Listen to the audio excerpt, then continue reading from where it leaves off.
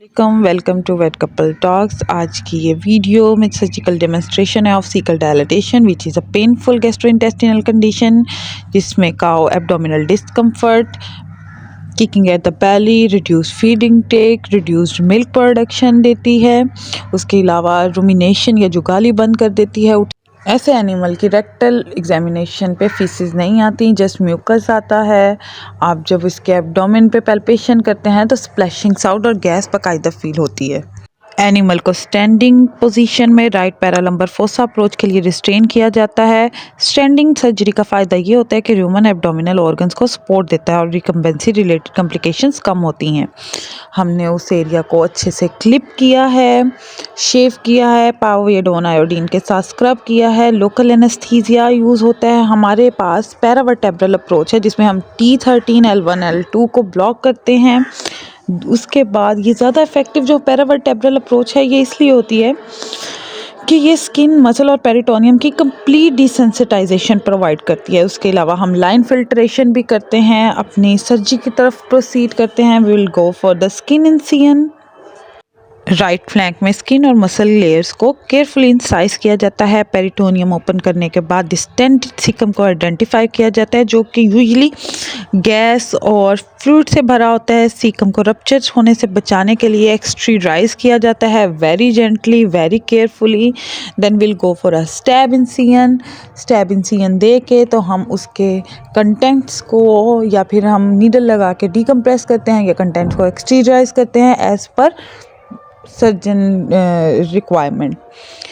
अब यहाँ पे बड़ा इम्पोर्टेंट स्टेप जी ये देखें कि अगर इसमें रफ हैंडलिंग होगी तो पेन रिस्पॉन्स ज़्यादा होगा, स्ट्रेनिंग इंक्रीज होगी। पेरिटोनियम और सीकम को हैंडल करते वक्त स्लो और कंट्रोल्ड मूवमेंट यूज़ करनी है आपने ताकि एनिमल को डिस्कम्फर्ट जो है वो मिनिमम हो। सर्जरी के दौरान जेंटल टिश्यू हैंडलिंग बहुत इंपॉर्टेंट होती है। यहाँ पे ही जो दूसरी चीज़ है वो है कि आपने एडिक्वेट एनेस्थीसिया को कंफर्म करना होता है बिफोर इंसिजन। कंप्रेशन के बाद सीकम को इंस्पेक्ट करके वापस एब्डोमिनल कैविटी में प्लेस करना बड़ा ज़रूरी है, लेकिन यहाँ पे कंटेमिनेशन कंट्रोल बहुत इंपॉर्टेंट है, इसलिए हम इसे अच्छे से वॉश करेंगे। उसके बाद स्टीराइल स्लाइन के साथ इसे वॉश करेंगे। Now we are adding oil as a lubricant and to enhance motility.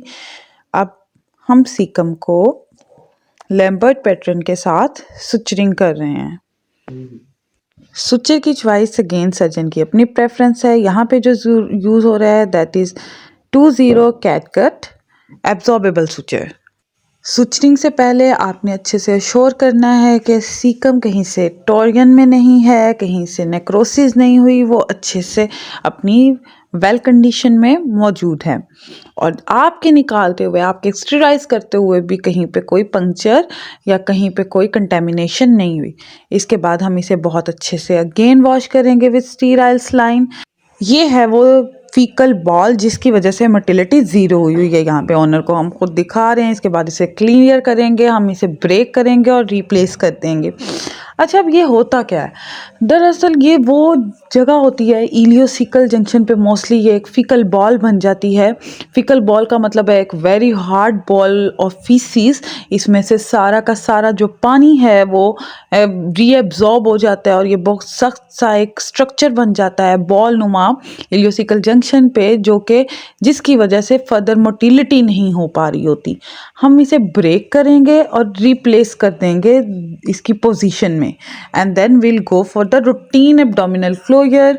Abdomen को क्लोज करने के लिए हम वही लेयर्स में जाएंगे। यहाँ पे फिर again very important thing is contamination control. As you all know, हमारी जितनी एब्डोमिनल सर्जरीज हैं इनमें सबसे बड़ा मसला आता है पेरिटोनाइटिस का। तो हमने हर चीज़ को बहुत क्लीन, नीट और फील्ड कंडीशन में आपसे जितना पॉसिबल हो आप उससे बढ़कर ही करें।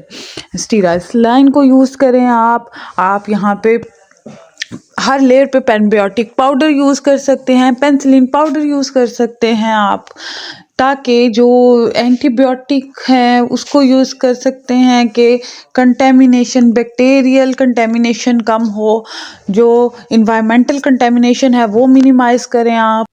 या आप जानते हैं एब्डोमिनल फ्लोयर हो रहा है, कैटगट 2 के साथ किया जा रहा है एंड सिंपल कंटिन्यूस पैटर्न में किया जा रहा है। अच्छे से क्लोजर के बाद इधर हम अगेन वही पेनबायोटिक पाउडर के साथ डिकंटेमिनेट करेंगे। ये surgery one of the most important surgeries है in terms of intestinal surgeries में। और यहाँ पे ये है कि आप एनिमल को जितना टाइमली डायग्नोस कर लें, जितना टाइमली उसकी सर्जिकल इंटरवेंशन की तरफ चले जाएं, if medical intervention isn't getting you over there, तो उतना ही एनिमल जल्दी रिकवरी की तरफ आता है। इफ़ अगर एनिमल बैठ गया है देन उसकी प्रोग्नोसिस है उसी तरीके से वो पुअर होती जाती है, जितना केस पुराना होता जाता है उतना। क्यों?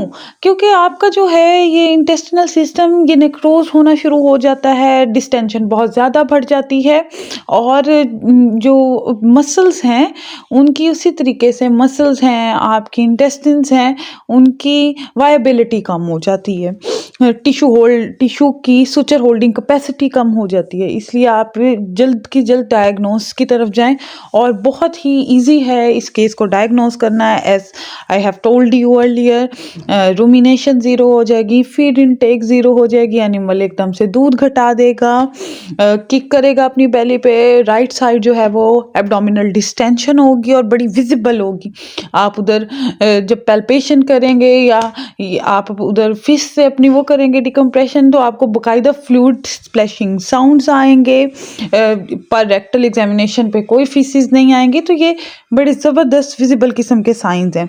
हम यहाँ पे स्किन क्लोजर कर चुके हैं अपने रूटीन मैनर में एंड देन पोविडोन आयोडीन से बहुत अच्छे से क्लीनिंग हो रही है हमारी सर्जिकल साइट की गॉज से। एंड देन एनिमल की रिकवरी की वीडियो है, एनिमल की फीड इनटेक नॉर्मल है, रूमिनेशन नॉर्मल है, पोस्ट ऑपरेटिव केयर में आपने फ्लूइड थेरेपी करनी है, एंटीबायोटिक देनी है, पेन मैनेजमेंट करनी है, आपने एनिमल को सर्दी से बचाना है, उसकी रूमिन बूस्टर्स देने हैं आपने इसको, और इस तरह से ही एनिमल जो है वो रिकवर कर जाता है।